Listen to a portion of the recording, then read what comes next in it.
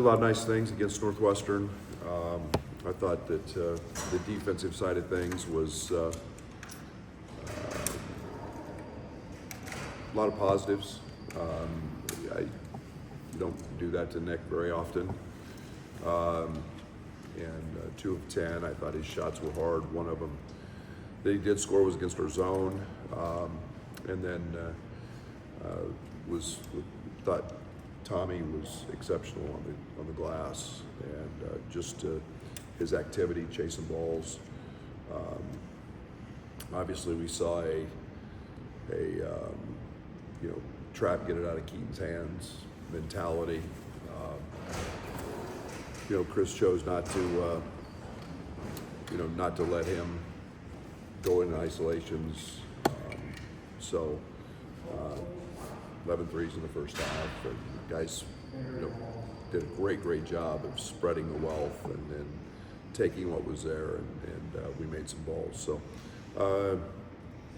very good performance. Now it's on to the next, and East Lansing, and Michigan State team is one of the best defensive teams, and not just in the Big Ten but in the country. There's a lot of veterans there. It's always challenging playing on the road. We've got to have poise and composure. We're 2 of the top rebounding teams. Winning those battles are always important for us. And you know what you're going to get. You're going to get a team that's going to play fast.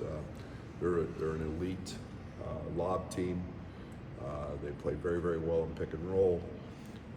Jeremy's having a phenomenal year in terms of one of the top assist guys in the country.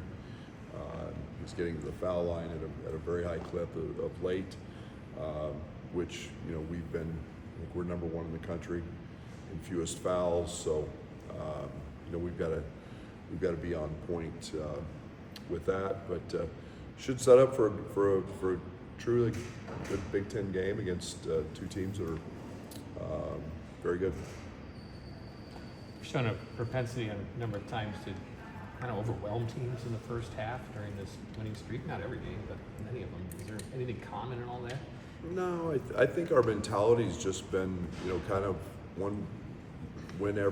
try to win every possession, get a stop and execute, and just keep doing that. Not pay too much attention. We call it body blows. Just keep throwing body blows until you keep finding a way, and whether it's a good start, a slow start, you just got to keep doing what you do, and that's really been our mentality through this.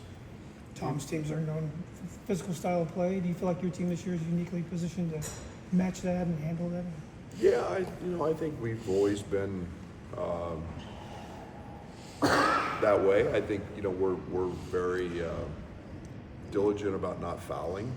I think that's one of the things that I look at a foul as a defensive mistake. So I think there's times to be physical. There's times to be smart, but I think our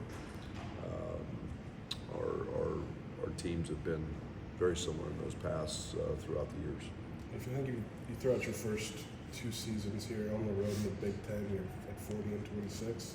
Since what's allowed a lot of your teams to have success away from home? Yeah, I think there's a mentality that we've tried to have, and it's again, and I'm going to sound cliche to you guys, and how do we win when the ball doesn't go in, and we've emphasized that, and that's been something that's been pretty good on the road, because you have to guard, you have to try to take care of the basketball, and then you have to rebound, and we've had some nice teams in there, but in a league that I have so much appreciation for the environments and the coaching, we've had to try to be extraordinary at times to do those things. So it's defense, rebounding, take care of the ball, and those are things we we try to emphasize on a day-to-day.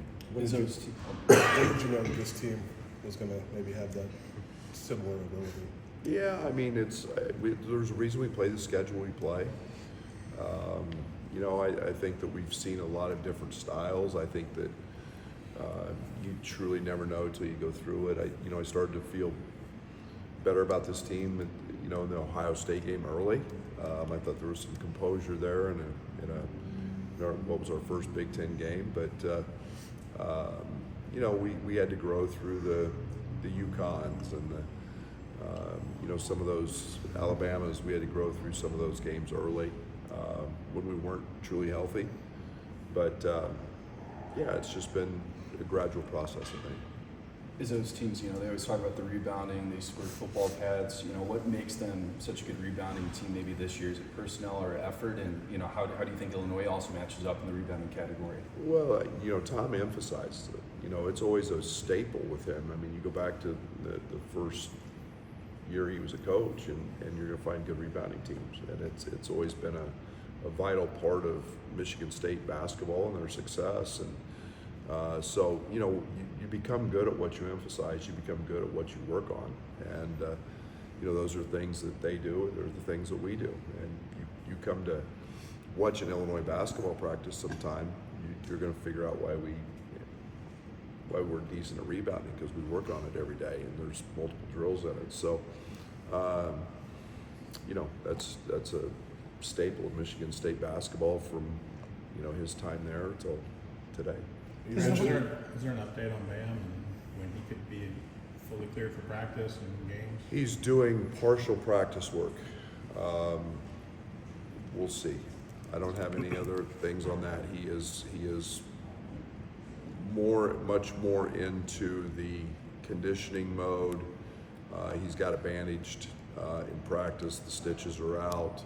I don't have a time frame, but he is doing partial stuff in practice. No live up and down stuff yet, but participating in some of our, you know, some of our half court stuff. Saturday's game is sold out, so it'll be the third week in a row you faced a top 10 team in front of an environment like that. I mean, is that just, I don't know, unique to the Big Ten a little bit, or this season? I hope it's, I mean, yeah, it doesn't shock me. You know, I think the one thing that's, you know, you feel good that people want to come see us play, and it's a big game, and we're positioned in those ways that it's a meaningful game. So, you know, it doesn't shock me that they're top 10 opponents. I mean, that's the Big Ten.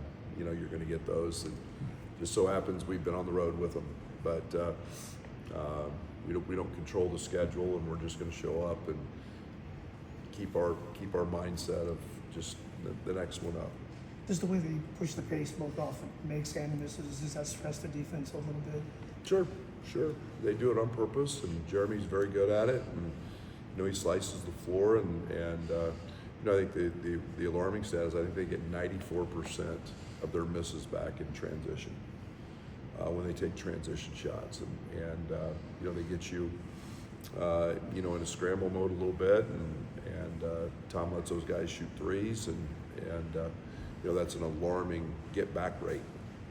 So he does it for a reason. He knows that when they shoot it, they can, you know, they're going to go chase it and get it back, and we've got to win that battle. Got to be aware of where the ball is when it crosses half court. Yeah, I mean, always. I mean, we get to half court. We always want to know where it's at, and you know, they're gonna run their wings wide, and they're gonna run a big down the middle, and that aspect of Michigan State basketball hasn't changed. How much do you kind of welcome the trapping of Keaton at this point, just the advantages you're able to create, how you're executing out of that? It's what we dialed into before every game is, you know, the Keaton effect, you know, as we call it. What's it going to be? How are they going to cover it? You know, we hadn't seen the trap since, you know, early we had a cycle there where Missouri and some teams trapped him and blitzed him and got it out of their hands, and you know, then there's been, you know, a stretch here where, you know, teams just 5-way switched, or, you know, then there was a stretch where teams just played in coverage, and the get some drops. So we're ready for all of those, and feel pretty good that he's going to make the right plays majority of the time.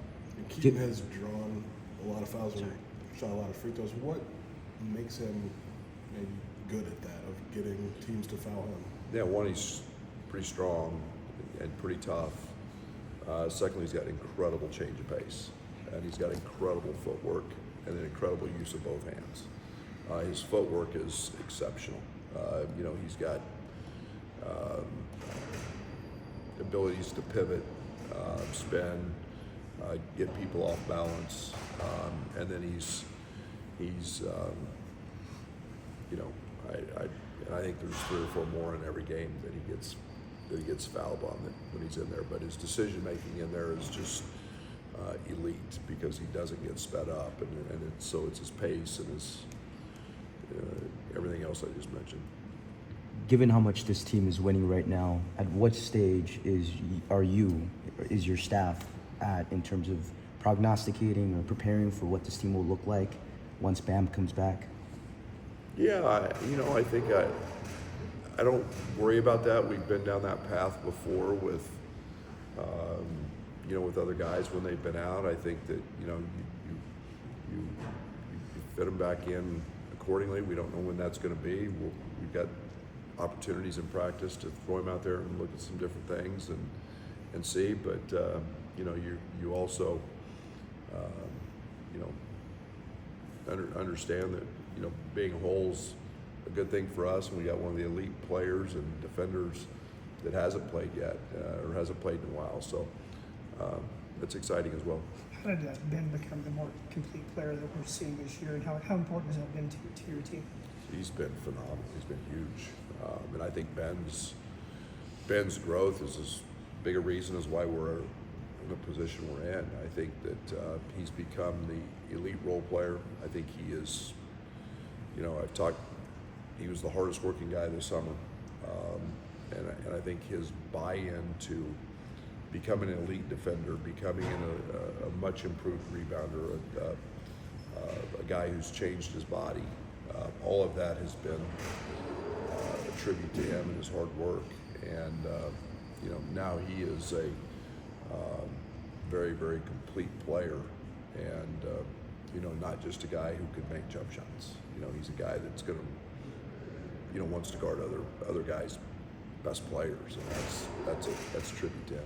Has your role and expectation for Ben, has it changed, heading into preseason last year to heading into preseason this year? Have you kind of adapted what you want from him? Yeah, I just had experience with him, and I think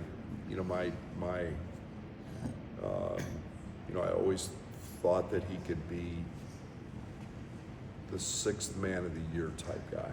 And you guys always know that bringing guys off the bench and productivity off the bench has been vital to my way of thinking. And I thought, here's a guy that's very versatile, can guard on multiple spots, gives you offensive punch coming in, and so it was my intent early on was to try to get that done with him and let him get very comfortable in that role. And he's done an exceptional job at that. It says your rotation has been 7 or 8 guys most of the year, 7 since Connor. For what you want off the bench, is that, not change what you viewed what you needed, or just has it been different because it's just a couple of guys? No, I think it's just been the role identification piece, and I don't go into a season thinking, I'm going to play 10 guys or I'm going to play 7 guys. I think you just let that play itself out, and you find out what works and what doesn't, and what lineups work and what matchups look like to groups playing together. So there's always a little more experimenting early, and then you get enough analytics and enough information to start looking at what that looks like. So I feel very, very comfortable with where we're at right now. Tommy was extremely active on the defensive glass, like you said, against Northwestern. How has he grown as a rebounder across this winning streak, and how important is it going to be for him to continue that, especially going into Michigan State? Yeah, he can be a dominant rebounder, and I think that's one of the things that I was just what I really liked about him was he chased it. He didn't just get area rebounds. He was getting rebounds above the rim. He was going out of his area to get rebounds, and that's always a positive thing. But again, I think that some of Tommy's challenges early and my frustrations with him were always on the glass. And it was just conditioning and in just getting himself in a position to physically go chase balls for long periods of time, and I thought we saw a great example of that the other night. What's characteristic about Michigan State defensively? Are they trying to force you to use certain types of shots? No, I mean they're a team that they do what they do. They're always going to be some gap help. They're very athletic. Their bigs are going to stay home. They're a team that is just very, very solid. They don't make a ton of mistakes. Their wings are going to get after you. They don't give you anything easy. Tom's teams have always been a team that have been very good at guarding the three-point line in history, and so you've got to take advantage of them where you can, and we'll have to probably look at 3 or 4 different ways to attack it. We'll see what their coverages are with us, and go from there. Tom has talked this week about maybe not starting Jeremy on Saturday. He's mentioned it. Do you plan as if he would anyway? I don't worry 1 second about any of that. Northwestern started Reed the other night. We didn't. They hadn't been doing that. We're going to attack that as that's their internal situation, and we're going to prepare for the 9-10 guys that he's playing. Like whether they start or don't doesn't matter. With how much they like to run in transition, does that impact the offensive rebound priority at all? No. Two more. Saw Ty dunk during his workout before the Northwestern games. Where's he at? I mean, you have 8 regular season games left. Yeah, for him, it's just been the slower process because he hurt his groin. He got a tip dunk in practice the other day, and that's nice to see. I think that they're looking for a certain level of percentage of strength compared to his other leg, and until he gets to that, we'll never put him in that situation to put him out there. But he does. He's doing a great job on our scout team, and doing some things, especially in the half court that are pretty effective. I made note of after on Wednesday, maybe Tommy doesn't get enough credit for his screening. Like, how does that develop, and how important are some of the nuances of that to what you guys do offensively? We work on it every day, but Tommy had a lot of that before he got here. I think that's the European basketball way. I think he's taught that at a very early age, and his value in that is astronomical. It's a key to Kasparis.